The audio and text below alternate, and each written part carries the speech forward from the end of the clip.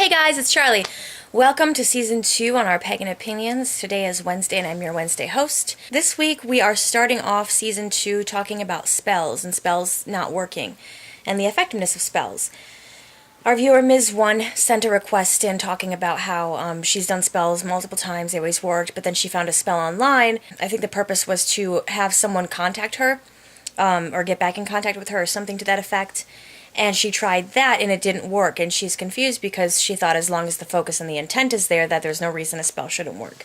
I haven't watched any of the other hosts take on this because I didn't want it to color my current perspective. As far as the effectiveness of spells, honestly, I don't personally resonate with doing spells that other people have written, usually.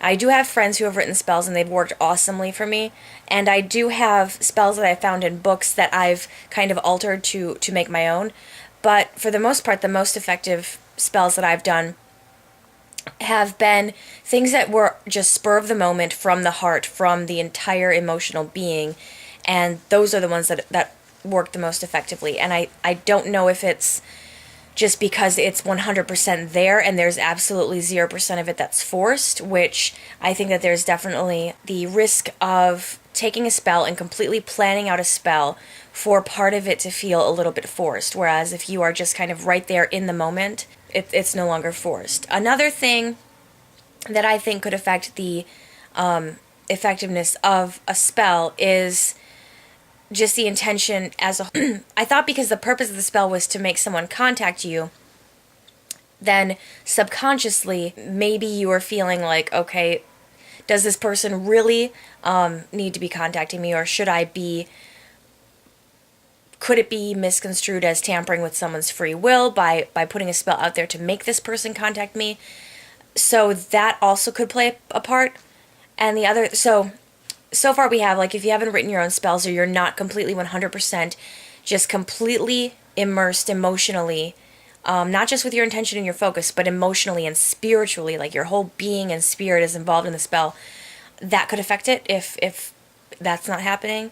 And also what could affect it is possibly some subconscious fears, kind of subconsciously knowing that it's not necessarily within your scope of ethics, that if it's to make someone fall in love with you, you could be invested 100% emotionally in that because you want this person to love you so badly, but deep down, behind the thought, you know that it's unethical because it's tampering with someone's free will. That could also affect the outcome of the spell, or lack of outcome.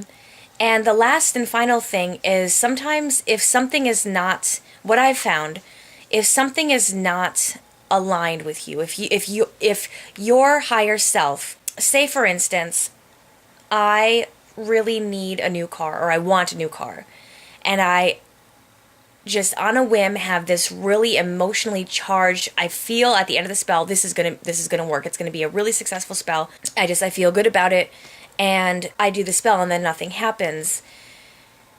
Sometimes I feel, and I don't think that this is necessarily true in all cases, but it definitely plays a part in some, if something's not within your highest good, your higher self will kind of step in and kind of put the halt on it, and kind of,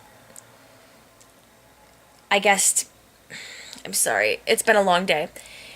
Your higher self will kind of step in, and if it's not for your highest good, or even if you have that as a caveat in your spell, saying by the free will of all people, for everyone's highest good, blah blah blah blah blah. If it's not in someone's highest good, then that particular spell won't manifest. And sometimes it seems like a bummer because it's like, I really wanted this to happen, or I really needed this to happen.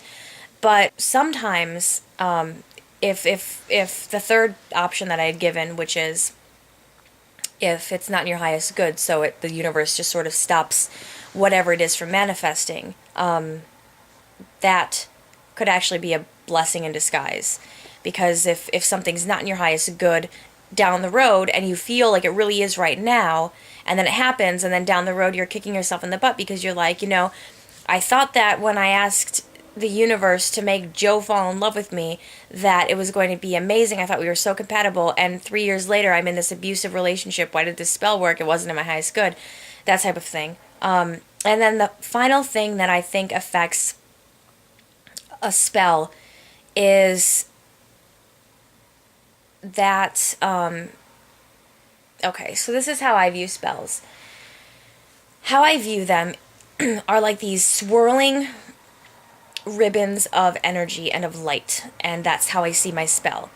When I'm letting my spell go out into the universe to manifest and create whatever it is I'm intending it to create, those ribbons of light swirl. Yeah? Oh, hi, Zoe. I thought you were daddy. No. No? What do you need?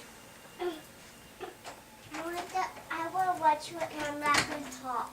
Okay, come sit up here then. So I see them as like these swirling ribbons of like light and energy. And as I'm letting those go out into the universe to fulfill their intent, my intent, I have to let them go. Sometimes, if we want something badly enough from an ego point of view and not from a spirit point of view, we keep thinking about them and we keep talking about them or wondering about them. And by doing that, what it's doing is it's basically pulling all of those light and energy ribbons back to us and not allowing them to go out into the universe to manifest. So really what you're doing is by thinking about it too much or worrying about it too much or being excited about it too much, it's actually preventing it from going out and fulfilling and manifesting. And that's why it's sort of like a set it and forget it. So you have to, based on just like in my practice and what I found works most for me, are two things. One, never doing spells that say something concrete, because I might not know from my human experience what is the best thing in my highest good, what I'm really going to appreciate in the long run. Only my spirit really knows that. And so instead of saying, I want a lime green Mini Cooper, manifest this for me. Instead, I'll say, universe, I am open and receptive to being guided to the best mode of transportation that is in my highest good, or being guided to something. Like, basically, instead of making it be like I'm like throwing arrows, that instead I'm receptive to all of these different opportunities to come to me. And that way, instead of just having like one specific goal in mind, when it doesn't manifest exactly as we anticipate it to manifest, it could be manifesting in another way, but because we are just kind of like paying attention to it in the way that we visualize it in our mind, we miss all the actual things. Like, you could have had so many successful spells, you just completely missed that they worked because you weren't expecting them to work that way. So instead of like, oh yeah, all these spells, they may have manifested, but because you were so, and I'm not saying Ms. One, I'm just saying you guys in general, you're so focused on this is what the spell's supposed to look like when it comes back, because that's what I set it out to do. The universe doesn't always work that way. It works in that it's going to bring you things that are more in line with your purpose, with your higher good, your highest good. So instead of, okay, so there are a few things. One, if you're not emotionally invested, if you don't have the intent and focus, which I know that Ms. One said she had the intent and focus, but if you're not emotionally invested, emotionally and spiritually connected to whatever you're working, sometimes it's not as effective. Another thing that we covered was, what was the other thing?